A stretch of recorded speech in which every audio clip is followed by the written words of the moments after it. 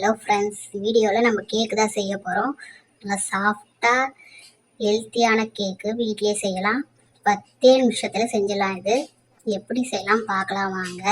ஒரு பேஷன் எடுத்துக்கிட்டு 5 ஸ்பூன் தயிர் போட்டுக்கலாம். நல்லா புளிக்காத தயிர். தயிருக்கு பதில் நீங்கள் முட்டை கூட சேர்த்துக்கலாம். 5 ஸ்பூன் போட்டு ஸ்வீட்னஸ்க்கு நாட்டு சக்கரை எடுத்துருக்கேன். நாட்டு சக்கரை பதில் வெல்லம், ஒயிட் சுகர் எது வேணால் போட்டுக்கலாம். உங்களுக்கு எது தேவையோ அதை போட்டுக்கலாம். போட்டு நல்லா மிக்ஸ் பண்ணிக்கலாம். எண்ணெய்க்கு பதில் வெண்ணெய் ஊற்றிருக்கேன். 3 ஸ்பூன் உருக்கி. எண்ணெய், நெய் எது வேணால் ஊற்றலாம். வெண்ணெய் ஊற்றினா கொஞ்சம் டேஸ்ட்டாக இருக்கும். 3 ஸ்பூன் போதும். ஊற்றிட்டு நல்லா மிக்ஸ் பண்ணிக்கலாம். கட்டிகள் இல்லாமல் தயிரோடு நாட்டு சக்கரை நல்லா மிக்ஸ் ஆகணும். நல்லா மிக்ஸ் பண்ணிக்கலாம். அதை பாருங்கள். மிக்ஸ் பண்ணோன்னா மாவு போட்டுக்கலாம். 3/4 கப் நாட்டு சக்கரைக்கு 1 கப் மைதா போட்டிருக்கேன். ஜெலிச்சு போட்டுக்கலாம். கூட ஈனோ போட்டுக்கலாம். ஈனோக்கு பதில் ஆப்ப சோடா, பேக்கிங் சோடா கூட ஒரு 3/4 ஸ்பூன் போட்டுக்கலாம். ஈனோ போட்டால் இன்னும் சாஃப்டாக வரும். நல்லா ஜெலிச்சிடலாம். கட்டிகள் இல்லாமல் ஜெலிச்சுட்டு நல்லா மிக்ஸ் பண்ணிக்கலாம். மிக்ஸ் பண்ணுறதுக்கு காய்ச்சி ஆற வச்ச பால் கொஞ்சம் கொஞ்சமாக ஊற்றி நல்லா மிக்ஸ் பண்ணிக்கலாம். மிக்ஸ் பண்ணிவிட்டு நல்லா மிக்ஸ் பண்ணாதான் மாவு நல்லா சாஃப்டாக வரும். கேக் வெந்து வரும்போது சாஃப்டாக வரும். நல்லா புஷ்ஷுன்னு வரும்.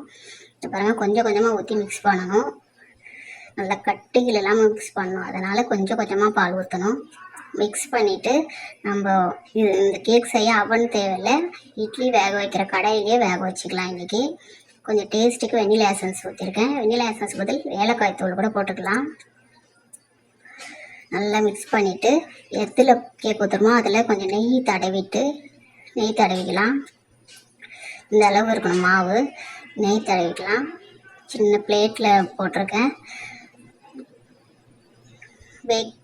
பட்டர் ஷீட் இருந்தாலும் பட்டர் ஷீட் வச்சுக்கலாம். நல்லா நெய் தடவிட்டு கொஞ்சம் மைதா போட்டு நல்லா தட்டி விட்டோம்னா கேக் ஒட்டாமல் நல்லா வரும். கடாயில் தண்ணி ஊற்றி ஒரு 5 நிமிஷம் ஹீட் பண்ணி வச்சுருக்கேன். இப்போ நம்ம கேக் மாவை ஊற்றிடலாம். ஊற்றிட்டு நல்லா தட்டி விடணும். அப்போ தான் பபிள்ஸ்லாம் இருக்காது. பாருங்க, இந்த மாதிரி தட்டி விட்டோம்னா பபிள்ஸ் இல்லாமல் இருக்கும். இப்போ கேக் வச்சிடலாம். 5 நிமிஷம் ஆயிடுச்சு. இதை வச்சு இது மேலே ஒரு தட்டு வச்சிடலாம். அதுக்கப்புறம் கடாய் மூடலாம். அப்போ தான் கேக் மேலே தண்ணி விழாது. ஒரு 30 நிமிஷம் கழித்து பார்க்கலாம். நல்லா வெந்து சாஃப்டாக வரும். கத்தி வச்சு பார்க்கலாம். குத்தி ஒட்டாமல் வந்ததுன்னா வெந்துடுச்சுன்னு அர்த்தம். எடுத்துடலாம். இது பாருங்க, ஒட்டலை. எடுத்து வேறு ஒரு பிளேட்டுக்கு மாற்றிடலாம். ஆறணுன்னா மாற்றணும். வாங்க, தட்டினா ஒட்டாமல் வந்துடும். சூப்பராக வந்துடுச்சு. எவ்வளோ சாஃப்டாக புஃப்னு இருக்குது பாருங்கள். கேக்கு சாஃப்டாக